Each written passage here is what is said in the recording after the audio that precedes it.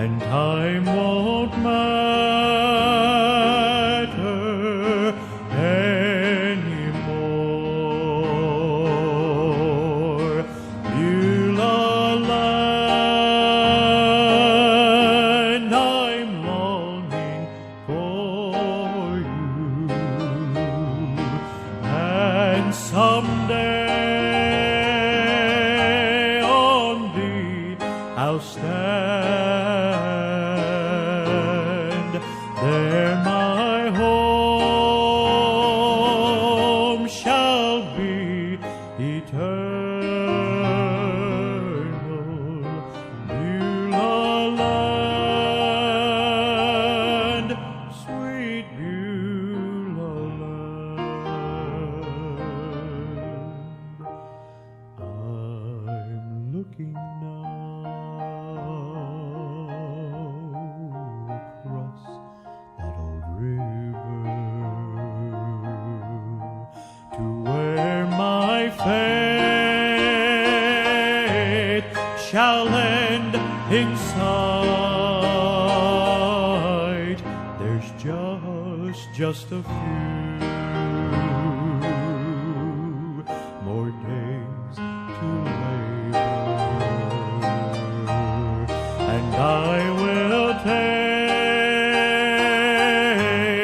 my heavenly flight. Beulah land, I'm longing for you, and someday on thee I'll stand. There my home shall be eternal. Beulah land, sweet Beulah land. Beulah land, sweet Beulah.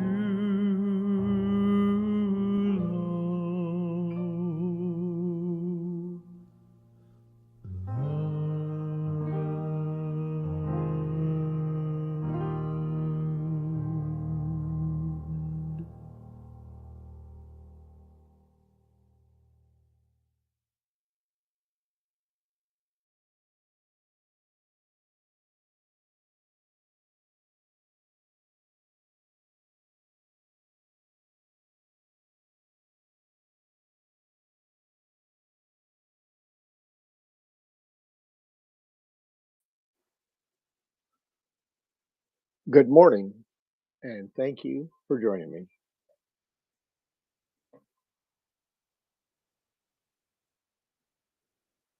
I am finally getting the hang of this. It takes me 13 minutes, though, to get it to work right,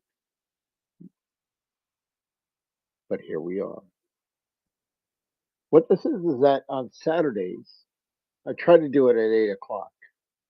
Originally, it was going to be recorded, and then we would do, uh, I would cast it out and and just have the Saturday be a non-live program. But just as I was starting it, Rumble came out with a simulcast uh, tool, and it is on Rumble.com in their live studio, and it's not as good as the other software I use for my morning devotions,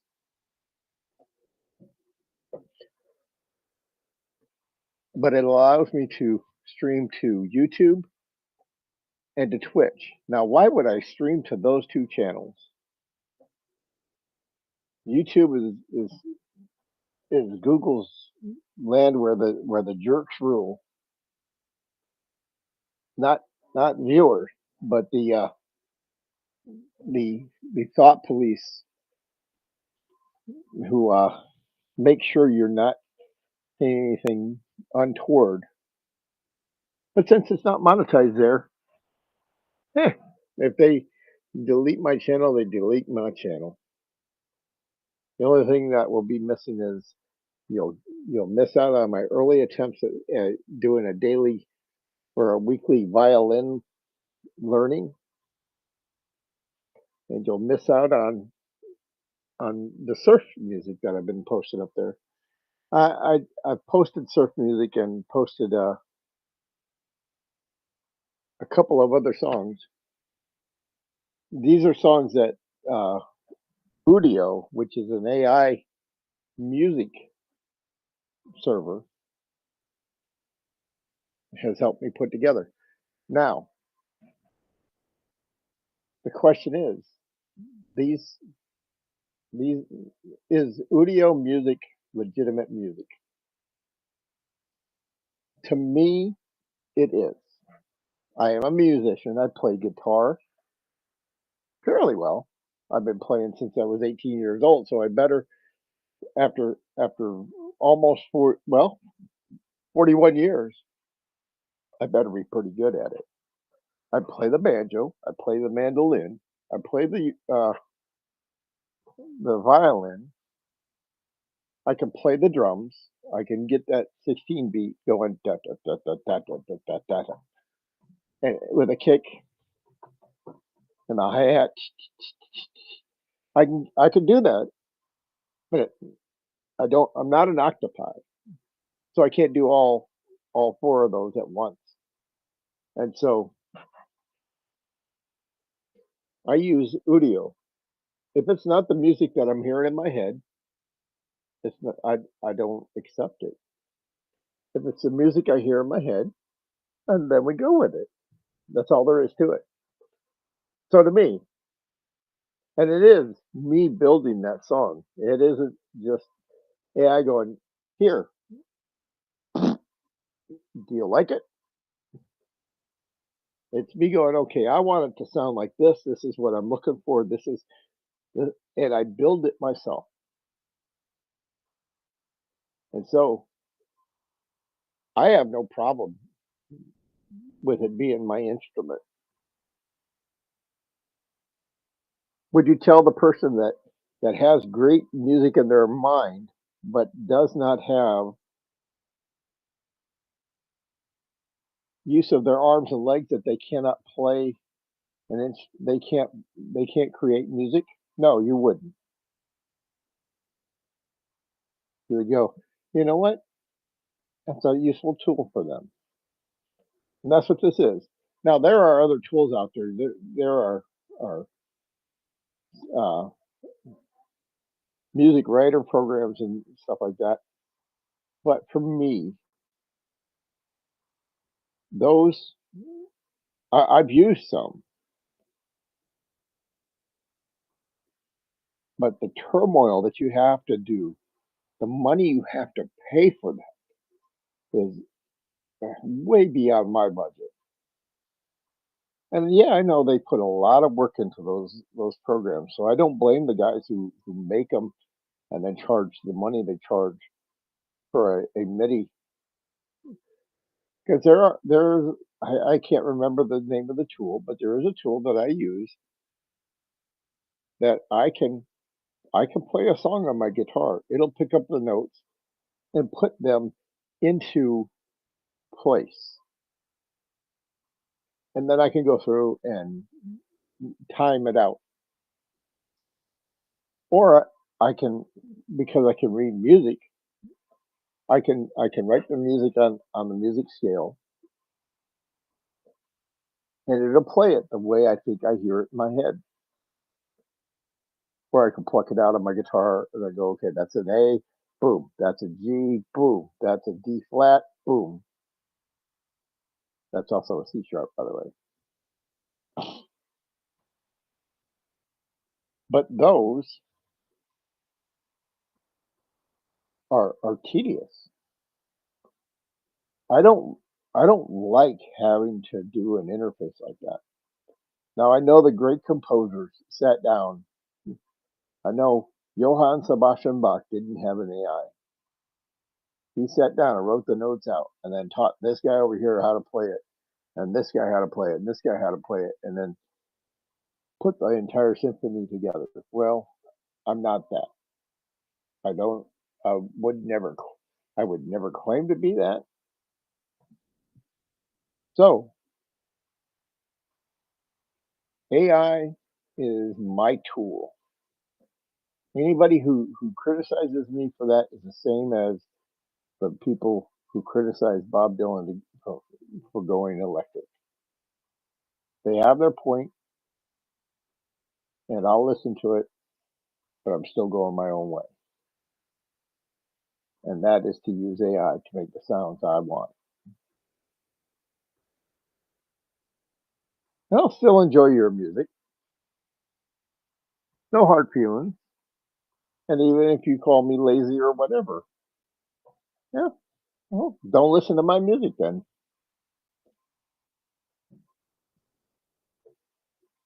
But I can put together a song about my dog surfing on a surfboard in about 5 minutes, as opposed to spending hours putting into it, put it on the internet, and nobody wants to listen to it because I'm missing a note. I'd rather invest the 5 minutes. Now, surf instrumental. How can I, as a Christian, play surf instrumental? Well, it really does come down to. Oh, I got to remember to share to give our heads up to X. What it comes down to is when I was a kid, when my family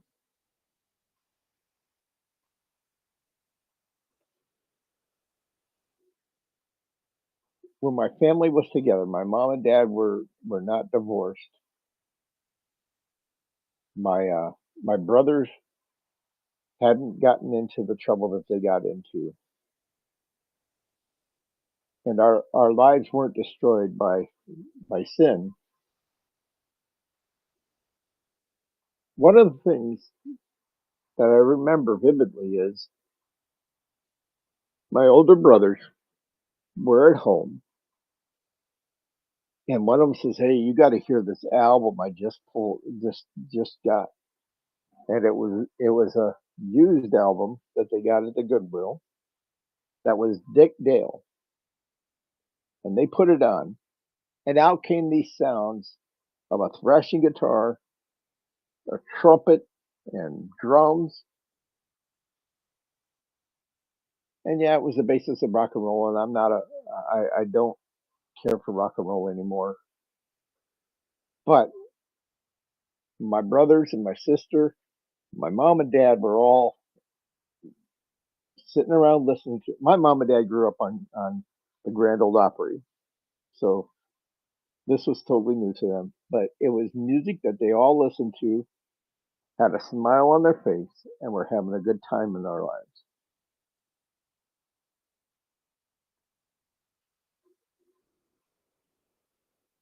And so surf, and because it doesn't have any words to it,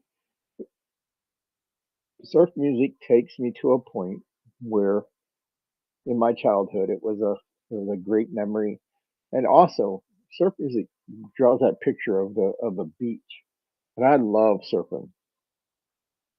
I love getting on a board and riding it in. And the reason I mentioned my dog riding a surfboard is my dog. I wasn't surfing at the point, but my dog, Pork Chop, love chasing balls. You could throw a ball all day. It was so bad that I had to teach her to climb to the top of the stairs, drop the ball down the stairs, go get it, and bring it back up and drop it again for herself. So she would do that for hours on end until I told her to stop because it was making so much racket. But she loved chasing balls. And she was a smart dog. She was a pit bull, and you could take a ball, a tennis ball that floats, and throw it out in the ocean, and she would watch it traject in, and she'd be watching that wave to see when the next wave crashes. That wave would crash. She she'd start swimming out after that ball, and she'd be watching waves. And as they come up, she would dive into them and come out the other end and get that ball. She would come up, smack that ball, and have it in her mouth. And she would ride. She would body surf the next wave in. It was the coolest dog I've ever had.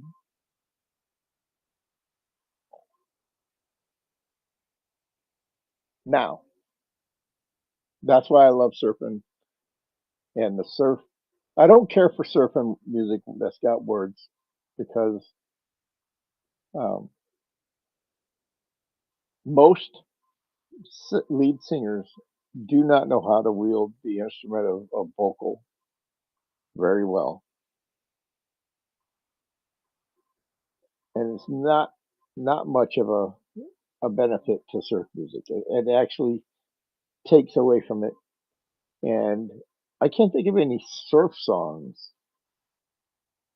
that have vocals that I actually like. Now there are beach songs like Jen and Dean talking about sidewalk surfing. Jen, you know, you got to hand it to them. Those guys knew how to sing. And the Beach Boys, I don't call those surf songs with vocals surf songs. I call them beach music because most of those guys never made it into the water. They've never been on a board. They've never ridden a wave in. They might have been in the ocean to swim. And so I make a distinguishing thing there. Besides, a lot of those singing ones are degenerate. They're, how can you say instruments are degenerate? Well, you can. If it causes you to go into a certain mode that is not good for you, well, then it can degenerate. But that kind of music, lewd music, has been around since the first time uh, a primitive man knocked a stick onto a rock or onto a turtle shell.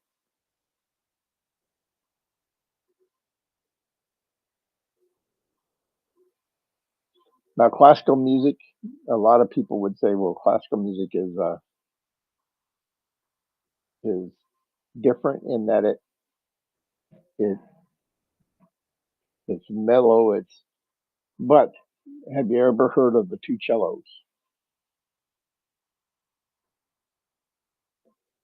They do a version of Thunderstruck that's impressive for what they do.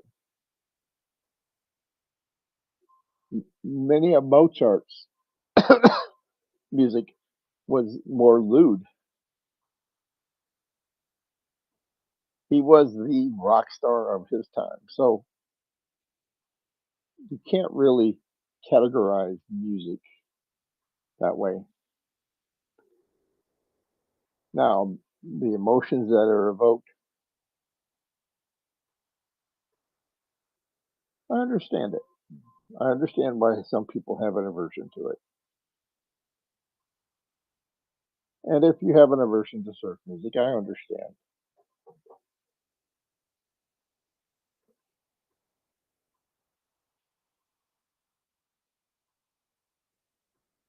But that's not what we're here to talk about today.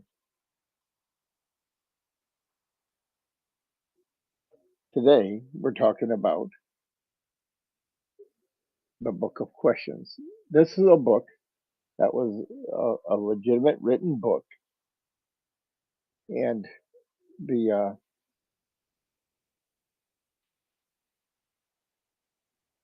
let me adjust something here. This is the Book of Questions by Gregory Stock, a Ph.D., And the answers to the questions, I do one question per day or per week, and there are 1,000 questions. So we're going to be here for a while doing this, 20 years probably. But we're at question 20 now, and the question is: if you knew of a way to use your estate following your death to greatly benefit humanity, would you do it and leave only a minimal amount to your family? There's a lot here to unwrap, but here's the thing: I answer these questions not from my viewpoint, but from a biblical viewpoint. And the text that really answers things is what I usually have scrolling across the bottom.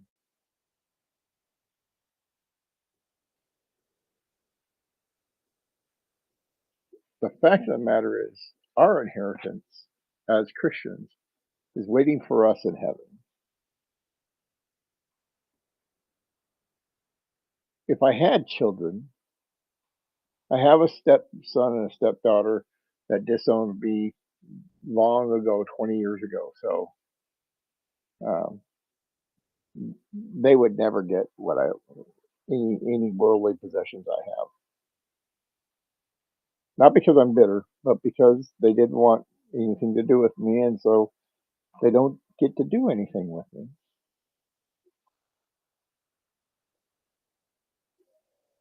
But if I had children, what they would get from me is not a wad of cash or a big house. Even if I had those, like if I had Elon Musk money,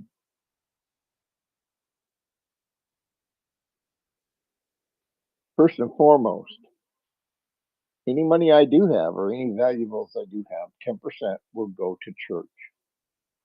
Flat out, enough said, nothing else to talk about that.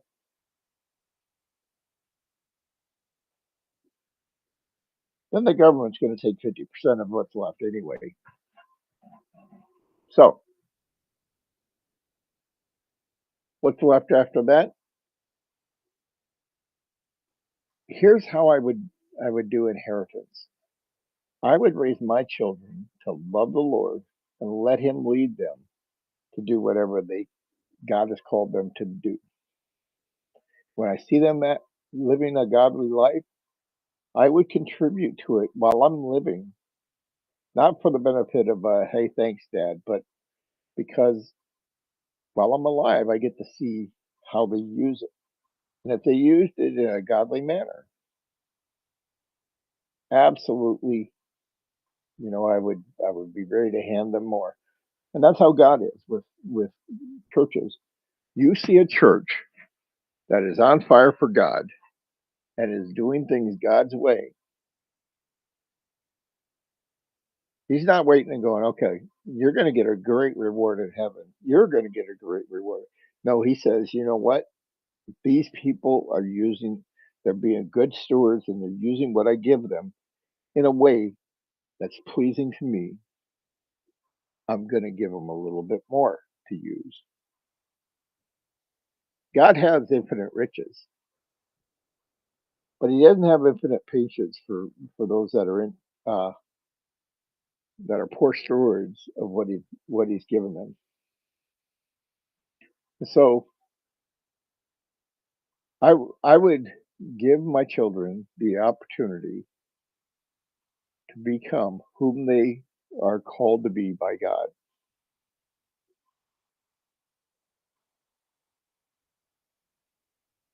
And I recognize that most things that we want to achieve in life are hindered by our ability to pay for it.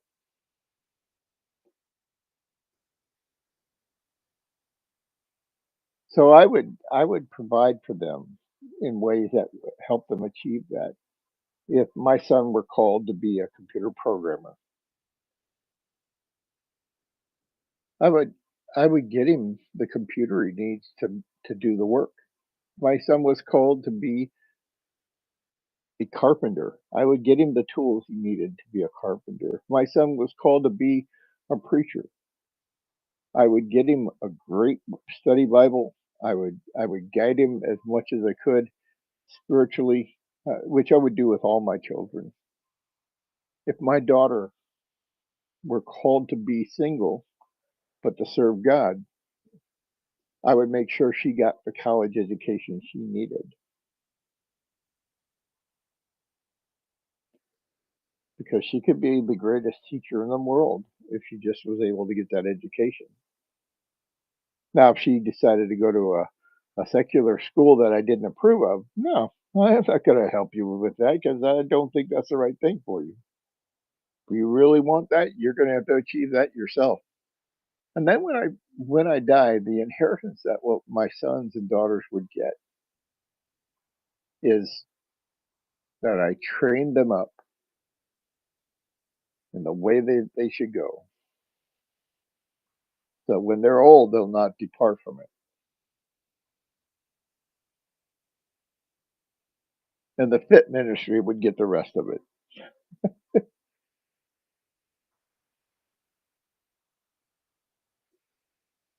I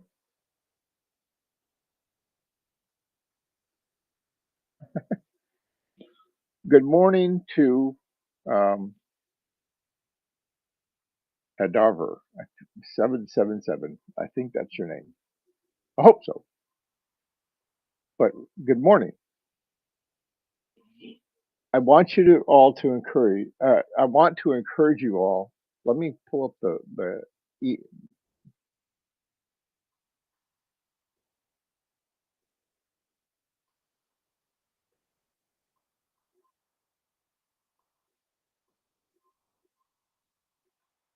let me make sure on it. All right. In chat, I'm posting the website for the Fit Ministry.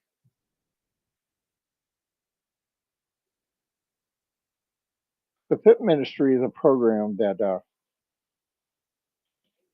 helps men that are dealing with addiction. Now, most programs, you go for a week, you get dried out, and they kind of encourage you to keep the straight and narrow, and they put you back on the street, and they'll charge you $1,500 for it. Or the state will encourage you to try this stuff that's not so addictive. That's a substitute. So when you need that fix, you can get over the fix, and then you can gradually wean yourself off the hard stuff. That doesn't work. I worked for those agencies as a database programmer. I saw the raw data, and no matter what they show you, I know the truth is 1% of the people that went through their program actually got their life straight, and we are pouring millions into that. And here's the thing: you have a greater rate of success or equal if you just say, "I'm quitting cold turkey and I'm going to fight through the DTs."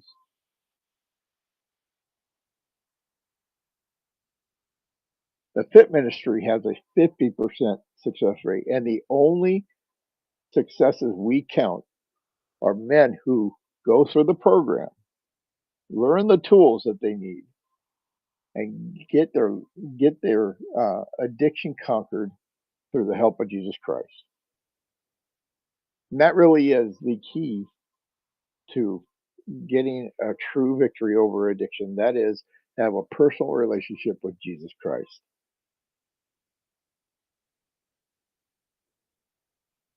The uh, the Fit Ministry is different in that number one, they don't charge men that go there for the program because they recognize the guys that are there have already wasted their entire life, their entire funds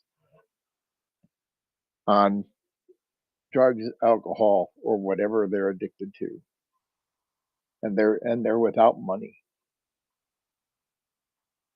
and and so that's that's why the Fit Ministry doesn't charge anything. By the way, I was a volunteer on site 24/7 at the ranch from 2017 to early last year, so 7 years. The reason I left there is because my health has gotten to the point where I couldn't really be there for the men, and I'm living with my brother to help him take care of his special needs son. Otherwise, I'd still be there because I knew that's where God had called me to be. But the other thing is that the Fit Ranch is different in that it's not a week-long program. It's not a month-long program. It's 8 months that the men live and eat and work at the Fit Ranch or for the Fit Ranch. And what kind of work do they do? Well, the program has a landscaping program where the men go out to the surrounding uh, uh, cities and do lawn care. Of course, they charge for it because there's insurance, maintenance, gasoline, travel time, plus it helps with the bills. It doesn't help a whole lot, just so you know. Most of the funding that the Fit Ranch gets is from donations.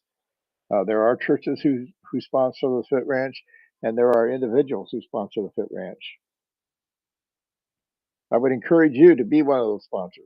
Start off the year right and help somebody get their life straight. And I'm telling you this: one of the key things about the Christian life is that at the end of it, we will be rewarded for those things that we've done. They'll either be wood, hay, and stubble, or gold, silver, and precious gem. And each one of those men that go through the program and get their life straight is a precious gem that you help.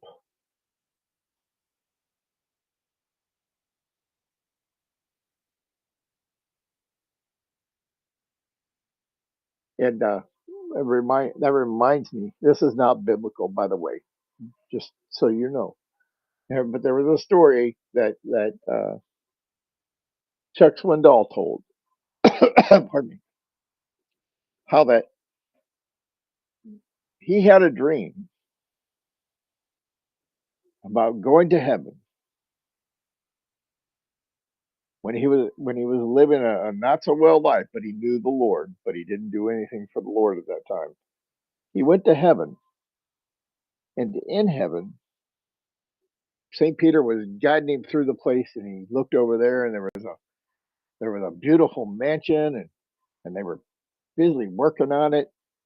And over here was another beautiful mansion, and they came to his place, and it was just a flat lot.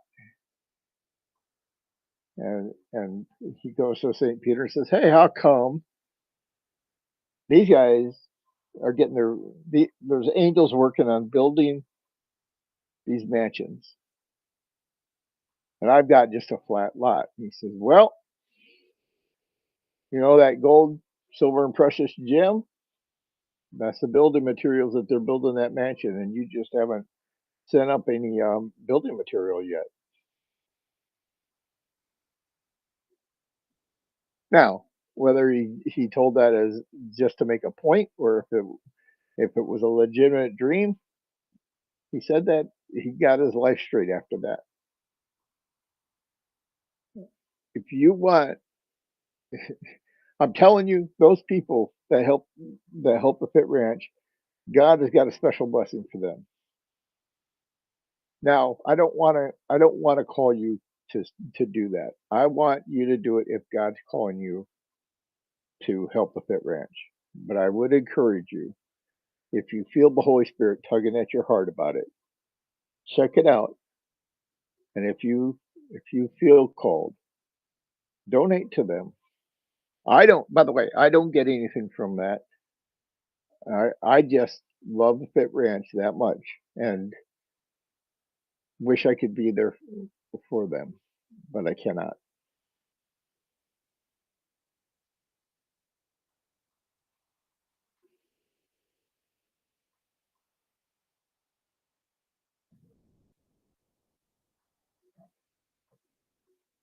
Oh, by the way, head of our one thing to note is that when I get talking, I I tend to close my eyes so I can focus on what I'm saying. So I'm not ignoring you. I just take a while to once I say what I say, I refocus on chat. What is my favorite teaching of our Messiah? That's like asking me what's uh, my favorite book of the Bible. I love it all. I'll tell you what my life verse is. By the way, if anybody doesn't know what a life verse is, a life verse is when it's that verse that clings to your heart, and as much as you wake up in the morning, it's almost the first thought in your head. Mine is Psalm 34:7 and 8.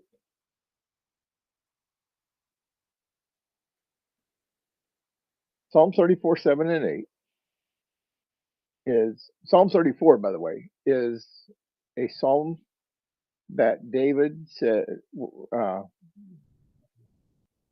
said when he was caught in the sin with Bathsheba.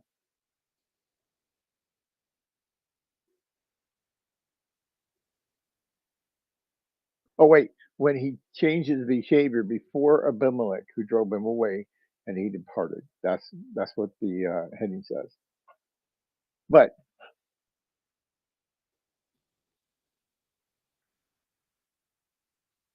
oh no, that isn't the right verse.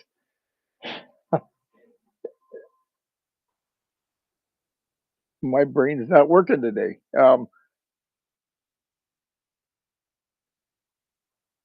32. Sorry, let me pull that up. Just to my brain's not working this much. I'm not going to try to quote it from my head. The Psalm 32 is when David had sinned, and he was getting his heart right with God. But Psalm 32:7 and 8 says, Psalm 32:8 and 9. I've what's going on is that my medication. I take medication for diabetes, and sometimes it affects my brain process to where I can't think clearly. I don't like that because I I love thinking. But anyway, Psalm 32:8 and 9. I will instruct thee and teach thee in the way which thou shalt go. I will guide thee with mine eye. Be not as a horse or as a mule, which have no understanding, whose mouth must be held in with bit and bridle, lest they come near unto thee.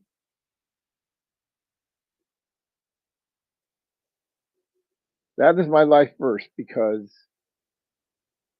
one thing that I fight with is I want to know what God's will is for me. If I know it, then I can make a conscious decision to do it.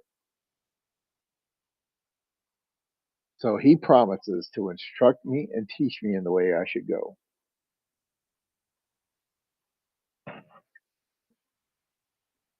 And as long as I endeavor to do what he told me to do, what he guided me to do, everything's going to be fine. And I've learned through the years that as long as I'm yielding to him, those things that happen to me that feel like they're bad things aren't bad things. They are the things God is using to teach me what I need to know to prepare me for the next thing. Because if I look back, I would look back at the things that happened to me as a kid and go, why did God allow me to grow up in a family that that my oldest brothers were drug users and dealers?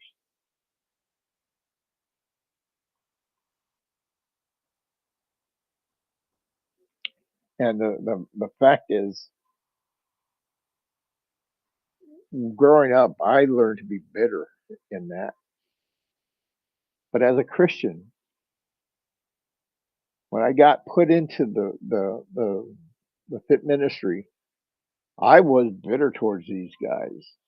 Really was. I saw that. I saw my brothers in them, and it took me back to growing up when things were really bad. By the way, that all happened after my mom and dad got divorced. Once my dad was out of the picture and no longer the guidance for my brothers, that's when they got into drugs.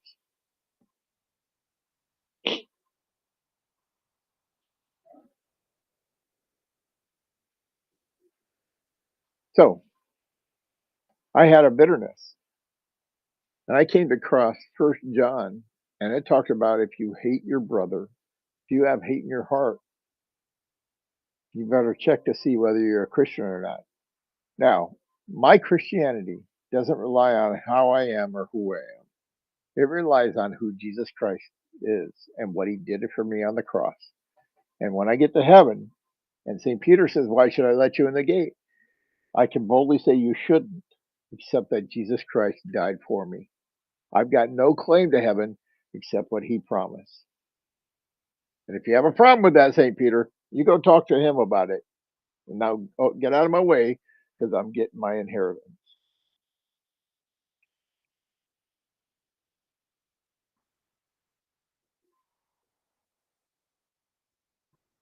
But I had to deal with that bitterness. And I came to a point where I said, "Lord, if I'm not saved because of this bitterness that's in my heart, I need you to save me." Now, I could confidently say that it wasn't a matter of getting saved at that point. It was a matter of getting that eradicated.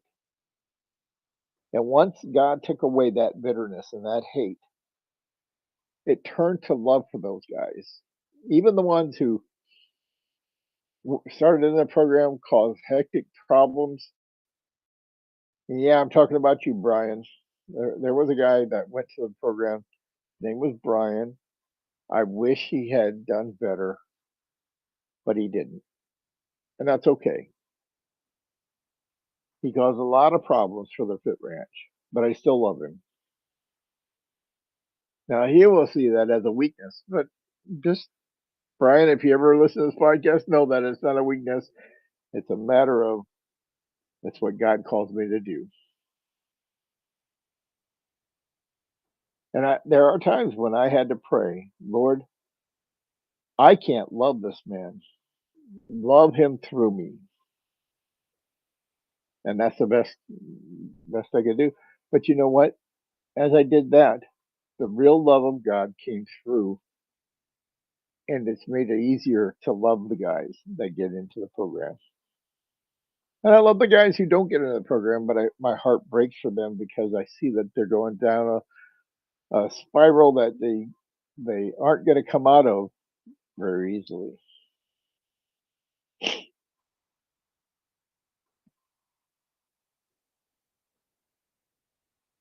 But nonetheless, so what is my favorite teaching of the Messiah? That we have love for the brethren.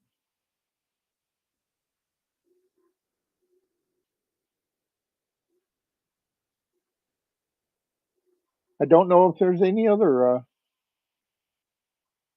teaching that is as strong as that, because having love for each other is number one. How the lost world will identify Christians is their love toward one another. It's also the love toward the lost that will compel them to hear what we've got to share with them. And sharing the gospel with them is the solution. It's going to turn them from an enemy to a brother.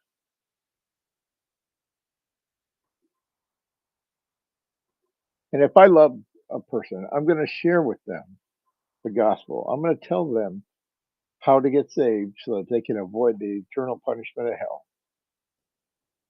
All right. Well, that's it for today. Thanks for joining me. Be sure to join me on Rumble. Let me see if I can pull up the Rumble uh, address, because of the, like I said, the format of how things work.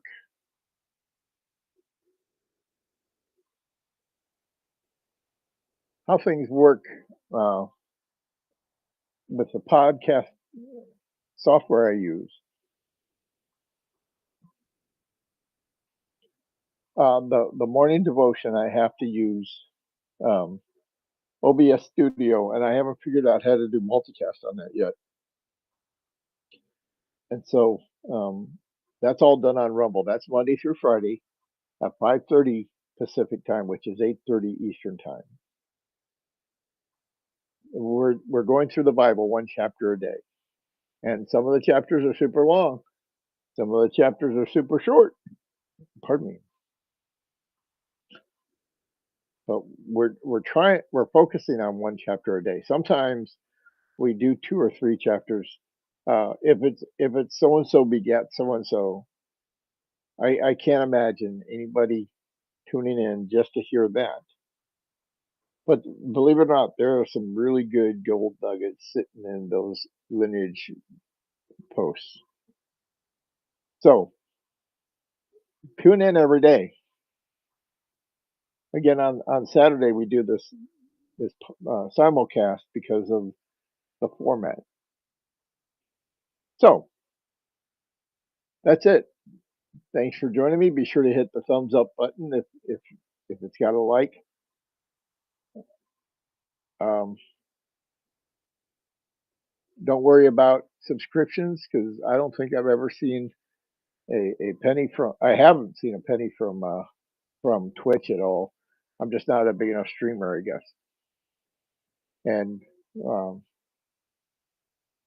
YouTube, I don't have a big enough following to have anything. Rumble, I've made 15 cents. Plus, somebody donated to the PC fund because the PC I'm running on is a potato, and I'm saving up money for the good stuff. But even that I haven't seen because Rumble has a minimum of $50 before they send you anything, and we're not there yet. So if if you want to join us on Monday through Friday, you got to go to the Rumble link there. That's it. Thanks. Have a great weekend. Have a great day.